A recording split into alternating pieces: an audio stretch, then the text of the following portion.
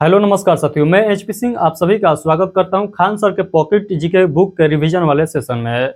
साथियों, आप सभी को ज्ञात होगा कि ये जो बुक है इसको हम लोग रिवीजन कर रहे हैं। टोटल 540 पेज है इसमें और सभी पेज को हम लोग लाइन बाय लाइन रिवीजन कर रहे हैं, जिसमें आप सभी को ज्ञात होगा कि हम लोग जो है दो चैप्टर एक साथ पढ़ रहे हैं, यानी दो सिलेबस जो है हम लोग एक साथ लेकर चल रहे हैं। एक जो है हिस्ट्री हम लोग देख रहे हैं, दूसरा हम लोग पॉलिटी देख रहे हैं, यानी संविधान देख रहे हैं। तो अभी जो है हम लोग देखने वाले हैं, इस सेशन में जो देखने वाला है संविधान का सेकंड लेक्चर रहने वाला है। तो फर्स्ट लेक्चर जो है हम लोग ऑलरेडी देख चुके हैं कल के सेशन में।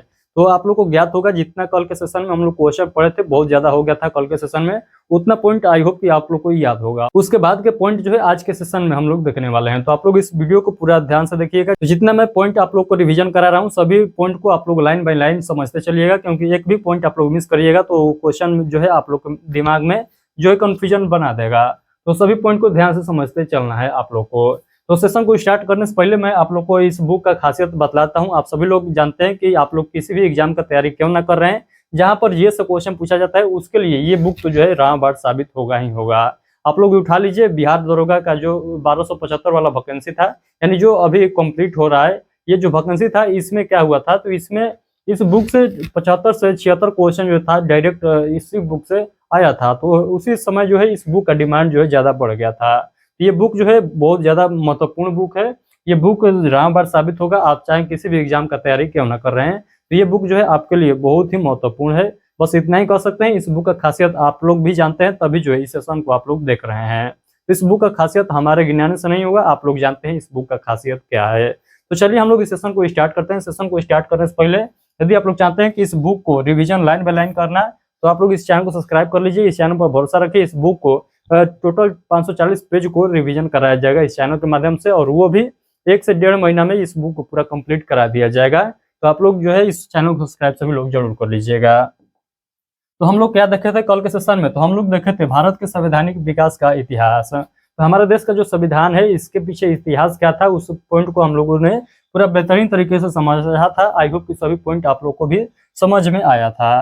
तो आज के सेशन में हम लोग क्या देखेंगे, तो आज के सेशन में हम लोग को पढ़ना है भारत का जो संविधान है इसका निर्माण कैसे हुआ था।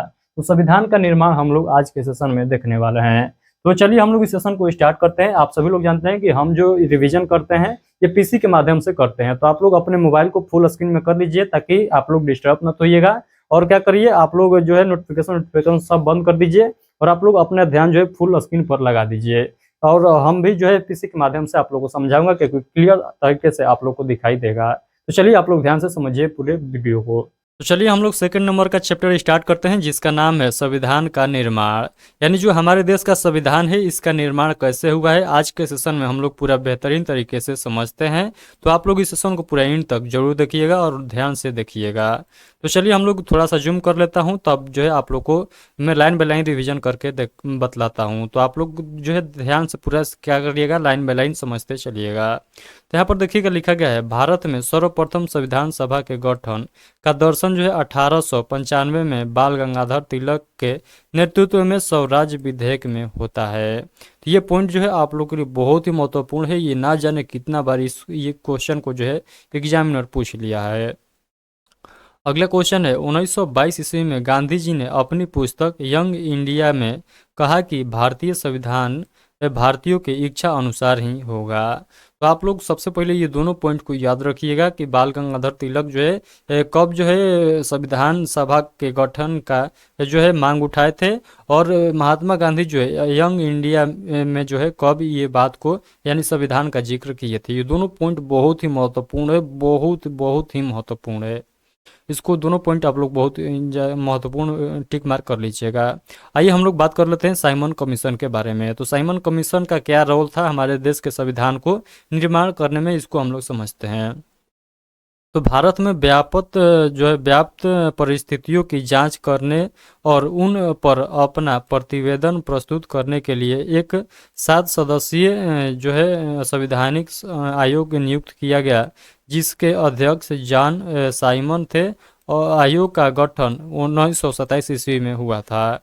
आयोग द्वारा 1930 में रिपोर्ट पेश किया गया, यानी साइमन कमीशन आयोग द्वारा 1930 में इसका रिपोर्ट पेश किया जाता है। और इसका गठन कब हुआ था, तो 1927 ईस्वी में, यानी 3 वर्ष में ये रिपोर्ट अपना प्रस्तुत किया।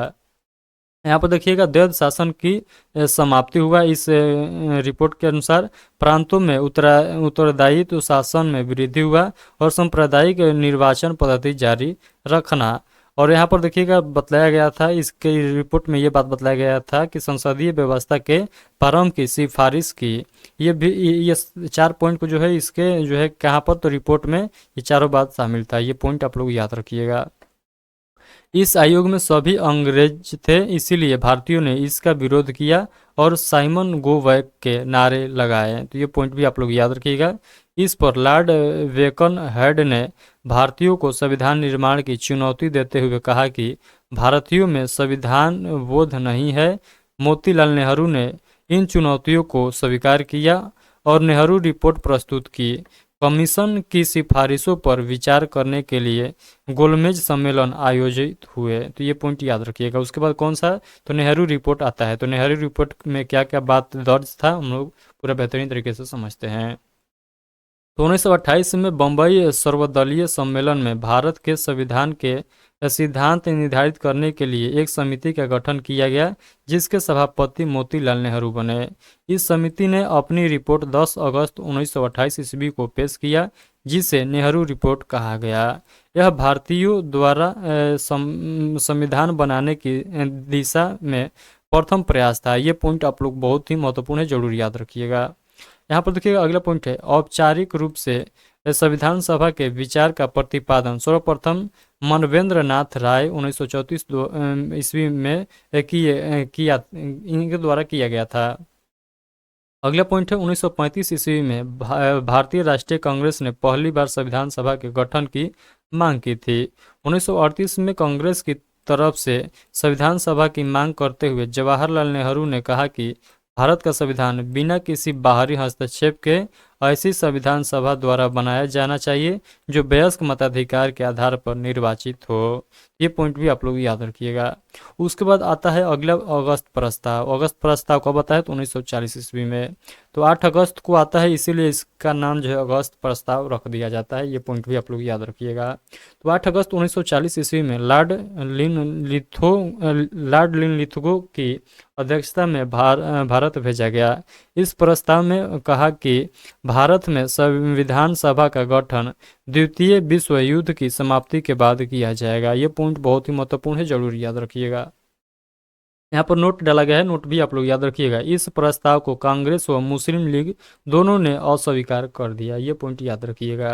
तो आप लोग से पूछेगा एग्जामिनर कि बतलाइए कांग्रेस और मुस्लिम लीग ने कौन सा प्रस्ताव था जिसको अस्वीकार कर दिया, तो आप लोग बतलाइएगा अगस्त प्रस्ताव था। चलिए हम लोग आगे के जो है प्रस्ताव को देख लेते हैं। इस प्रस्ताव में और आगे जो है क्या क्या पॉइंट ऐड किया गया था। तो इस प्रस्ताव में यानी अगस्त प्रस्ताव में उतना ही आप लोग को याद रखना है। अब हम लोग आगे देखते हैं क्रिप्स प्रस्ताव। तो क्रिप्स मिशन या क्रिप्स प्रस्ताव हम लोग देखते हैं। तो ये देखिएगा लिखा गया है, ब्रिटिश सरकार ने मार्च 1942 ईस्वी में सर स्टेफोर्ड क्रिप्स की अध्यक्षता में भारत में प्रस्ताव भेजा।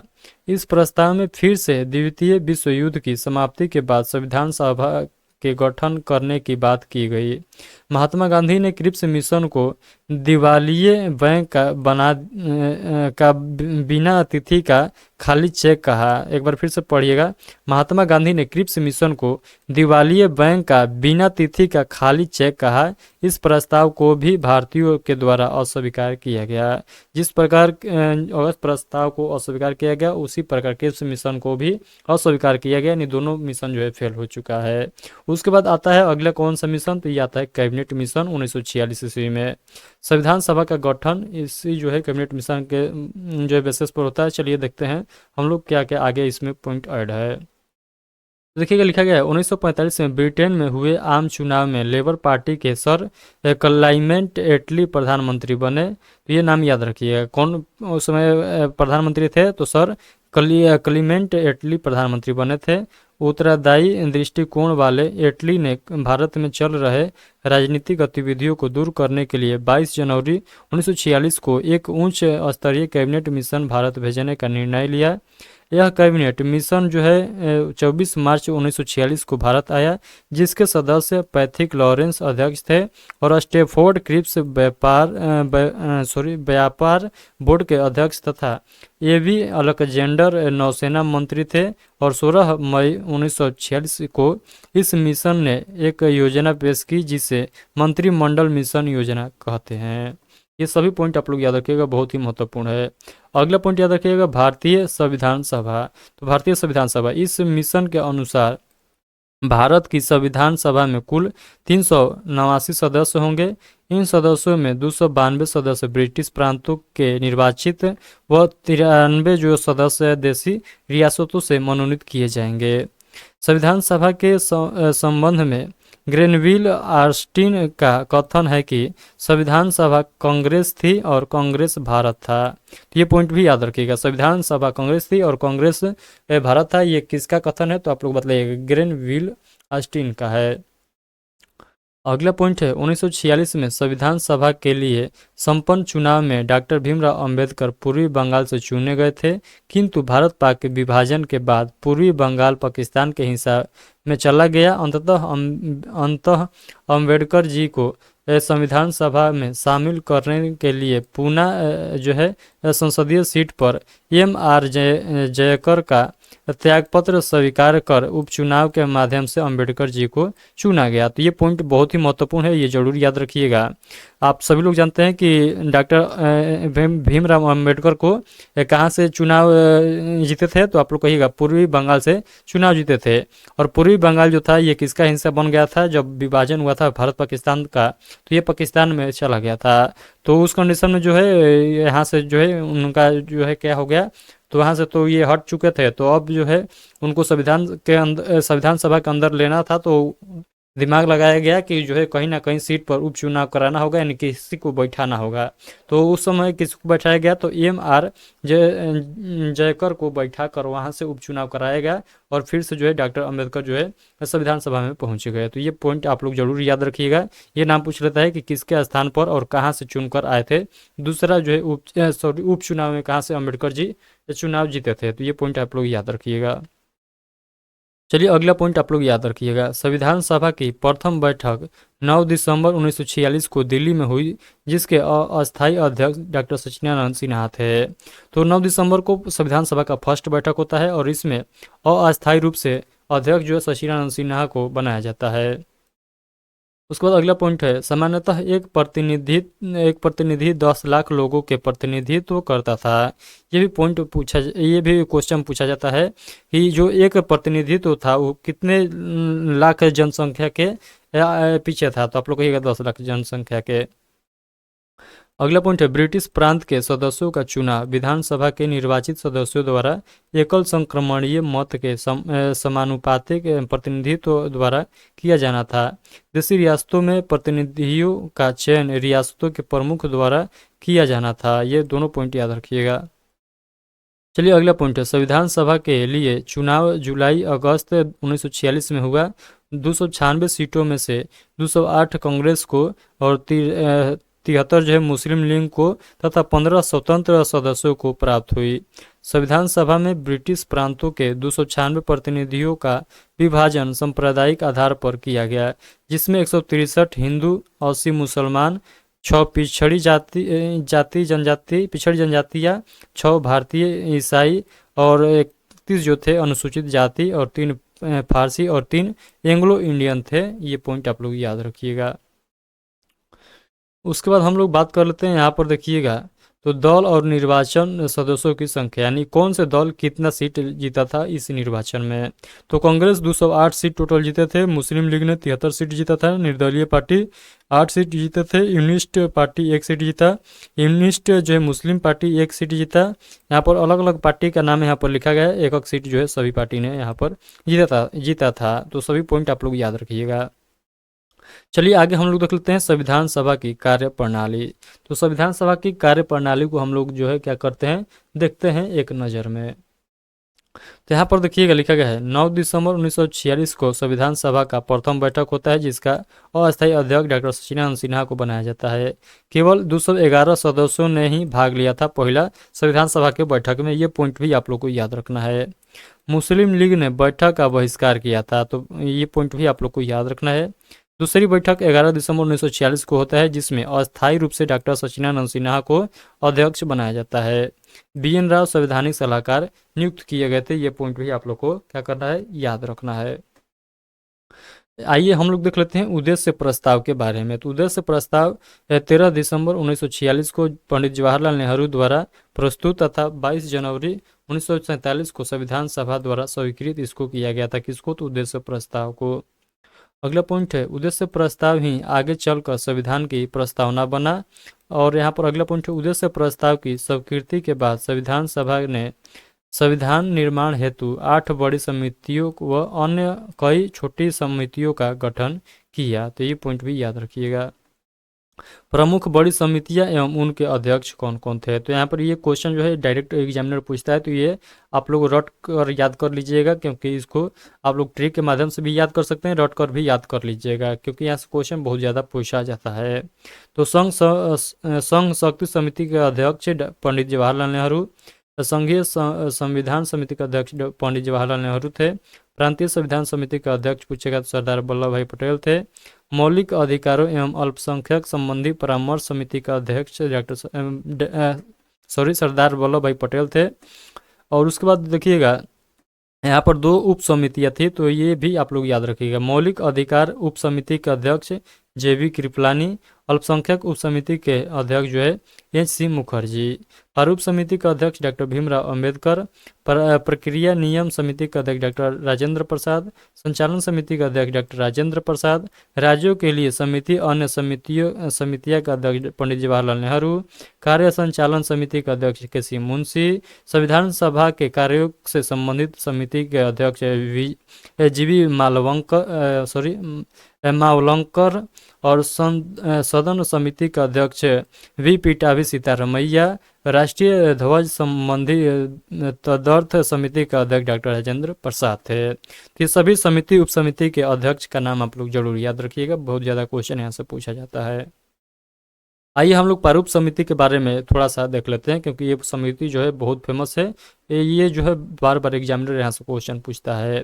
तो सबसे पहले हम लोग इसका गठन देख लेते हैं। तो 29 अगस्त 1947 को प्रारूप समिति का गठन होता है।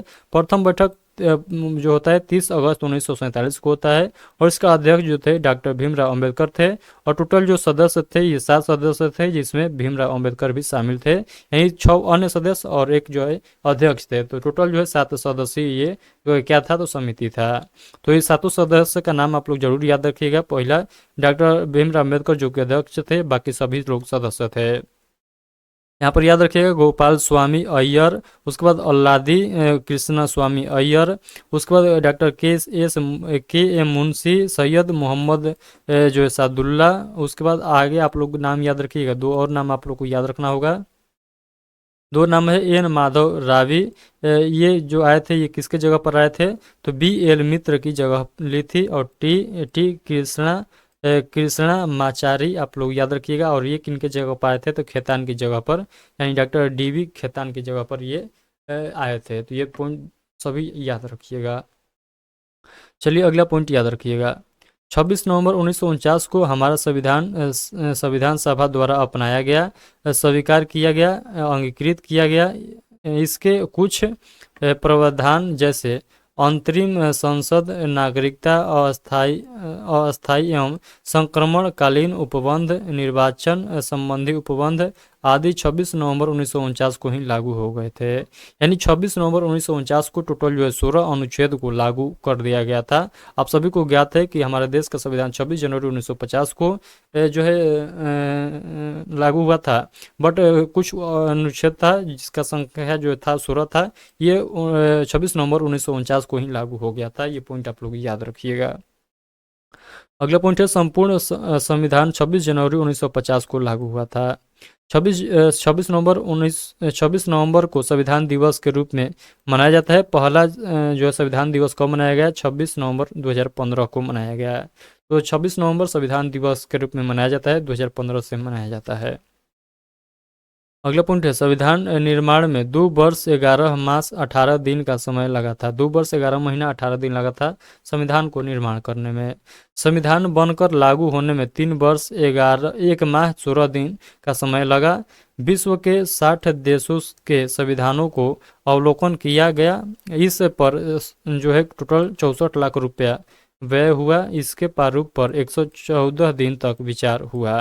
तो आप लोगों से पूछा जाता है टोटल कितने देशों के संविधान को हम लोगों ने पढ़ा था अपने देश को संविधान बनाने के लिए, तो आप लोग बताइए। टोटल जो है 60 देशों के संविधान को हम लोगों ने पढ़ा था। उसके बाद यहाँ पर देखिएगा 26 जनवरी 1950 को संविधान सभा की अंतिम बैठक हुई। 24 जनवरी 1950 को ही राष्ट्रीय गान और राष्ट्रीय गीत को अपनाया गया था। इसी दिन डॉक्टर राजेंद्र प्रसाद को भारत का राष्ट्रपति चुना गया। संविधान सभा को भंग कर उसे अंतरिम संसद में परिवर्तित कर दिया गया। ये सभी पॉइंट याद रखिएगा। नोट में भी याद रखिएगा 22 जुलाई 1947 को राष्ट्रीय ध्वज को अपनाया गया था। ये सभी डेट जो है बहुत ही महत्वपूर्ण है। आप लोग इसका स्क्रीनशॉट लेना चाहते हैं तो ले लीजिएगा। चलिए अगला पॉइंट याद रखिएगा। संविधान सभा में कुल जो है 15 महिला सदस्य थी, जिनमें से अधिकतर कांग्रेस की थी। अंगीकृत करते समय केवल 8 महिलाओं ने हस्ताक्षर किया था। ये पॉइंट भी आप लोग याद रखिएगा। जब संविधान लागू करने का बात आया तो टोटल जो है 8 ही महिलाओं का सिग्नेचर हुआ था। ये पॉइंट आप लोग याद रखिएगा। ऐसे कुल महिला की संख्या पूछ लेगा तो आप लोग बताइएगा 15 कुल जो है संविधान सभा में महिला शामिल थी। अंतरिम सरकार का यहाँ पर देखिएगा गठन जो हुआ था 1946 ईस्वी में। इसका सदस्य कौन थे और कौन से पद पर जो है इनका गठन हुआ था। तो ये पॉइंट जो है आप लोग को अपने से याद रखना चाहिए, बट एक बार मैं रिवीजन करा रहा हूँ बुक को, तो सभी पॉइंट जो है आप लोग को बतलाऊंगा। यहाँ पर देखिएगा पंडित जवाहरलाल नेहरू का जो मंत्री बने थे, ये कार्यकारी परिषद के उपाध्यक्ष, राष्ट्रमंडल संबंधी तथा विदेशी मामले के ये मंत्री थे। सरकार वल्लभ भाई पटेल गृह सूचना एवं प्रसारण मंत्री थे। डॉक्टर राजेंद्र प्रसाद खाद्य एवं कृषि मंत्री थे। जान मथाई उद्योग एवं नागरिक आपूर्ति मंत्री थे। जगजीवन राम मंत्री थे। श्री राजगोपालाचारी शिक्षा एवं कला मंत्री थे। सरदार बलदेव सिंह रक्षा मंत्री। आसफ अली जो थे ये रेलवे एवं परिवहन मंत्री। अब्दुल निस्तार डाक एवं वायु मंत्री थे। लियाकत अली खान वित्त मंत्री थे। CH भाभा कार्य खान एवं ऊर्जा मंत्री थे।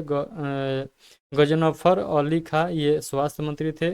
जोगेंद्र नाथ मंडल ये विधि मंत्री थे। आई चंदू रीगर ये वाणिज्य मंत्री थे।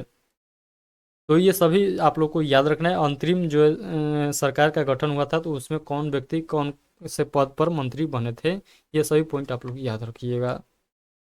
आज़ादी के बाद पहला मंत्रिमंडल जब बना था 1927 ईस्वी में, उस समय कौन पोस्ट पर कौन मंत्री बने थे, ये पॉइंट भी आप लोग याद रखिएगा।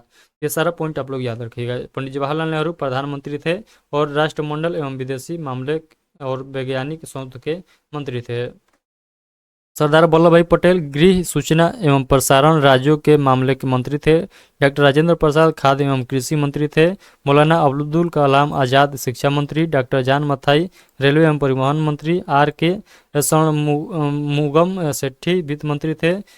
Doctor V.R. अम्बेडकर यानी भीमराव अम्बेडकर विधि मंत्री थे। जगजीवन राम श्रम मंत्री थे। सरदार बलदेव सिंह रक्षा मंत्री थे। तो ये पॉइंट आप लोग याद रखिएगा। चलिए और हम लोग यहाँ पर देख लेते हैं। तो यहाँ पर देखिएगा राजकुमारी अमृता कौर स्वास्थ्य मंत्री थी। CH भाभा जो थे ये वाणिज्य मंत्री थे। रफ़ी अहमद किदवई ये संचार मंत्री थे। डॉक्टर श्यामा प्रसाद मुखर्जी उद्योग एवं आपूर्ति मंत्री। VN गडगिल जो थे ये कार्य एवं खान एवं ऊर्जा मंत्री थे। तो ये सभी मंत्री का नाम आप लोग याद रखिएगा, किस पद के लिए कौन मंत्री बनाए गए थे। ये सारा पॉइंट क्या करना है आप लोग को याद रखना है। यहाँ पर देखिएगा संविधान सभा की महिला सदस्यों का जो है लिस्ट यहाँ पर दिया गया है। आप सभी लोग जानते हैं टोटल जो है 15 महिला थी, तो 15 महिला का नाम यहाँ पर लिखा गया है। तो पहले 15 महिला का नाम आप लोग याद रखिएगा। तो ये सभी यहाँ पर दल का नाम भी लिखा गया है, किस क्षेत्र से थी महिला और इनका नाम क्या था, यहाँ पर सभी पॉइंट लिखा गया है। तो सभी पॉइंट आप लोग याद रख लीजिएगा। टोटल जो है 15 महिला थी, यहाँ पर नाम दिया गया है।